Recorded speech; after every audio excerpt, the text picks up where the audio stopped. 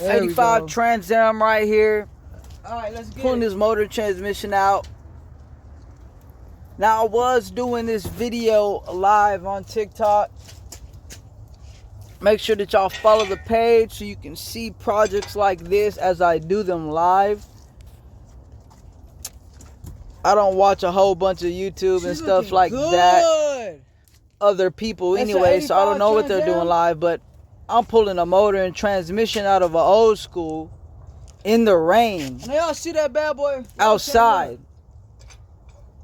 Showing everybody out there that you can do this crap all by yourself at home too. Maybe even charge somebody to do it for them. So I'm having a difficult time with this thing. I cut the front of this Trans Am off because this thing was crap anyways. Customer isn't going to keep the body. I asked him if I could just cut it off. Make it a lot easier. Now I'm tugging and I'm freaking warring with this thing. The motor mount brackets are getting stuck on the motor mounts themselves as I was trying to pull it out. I'm caught up on the since the transmission is still attached in the back of it. I got a jack underneath the transmission. I'm pumping it up as I'm pulling it out. Now I'm looking back here because I'm getting caught on something.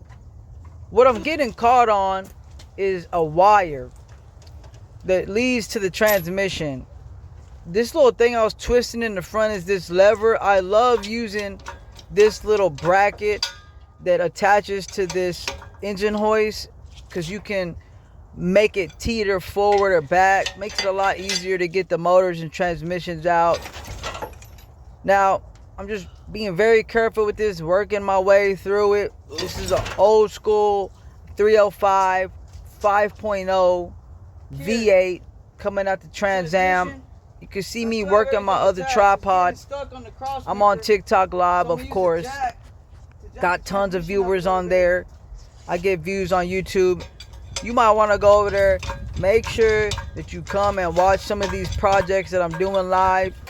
Haven't been getting as much content because I've been going live so much just doing these jobs.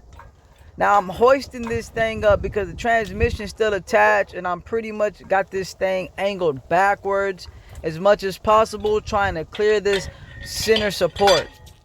The center support is not removable on this vehicle. It's not like the 5.3 Tahoes or the Silverados or Chevy. You can take it off. Now I'm doing this all by myself because that's what I got, and you can do it by yourself too if you got some drive. Pulling this thing out. She's coming slowly, but she's coming surely. Now I'm making sure there ain't nothing else kind of getting caught up around here. I let her down, but now the transmission's riding on the radiator support a little closely and it's getting me caught up. So as I pull this, I can see that something's hitting the fan. Now go check it out. You want to always make sure that you're going back and forth. It takes longer, but look at what you're doing as you're pulling it out.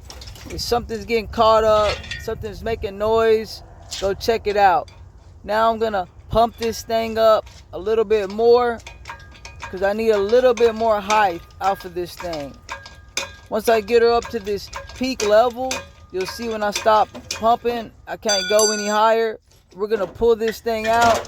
Transmission fluid is going to leak everywhere, but I'm at the yard. I'm not really too concerned about it. I can clean this thing later.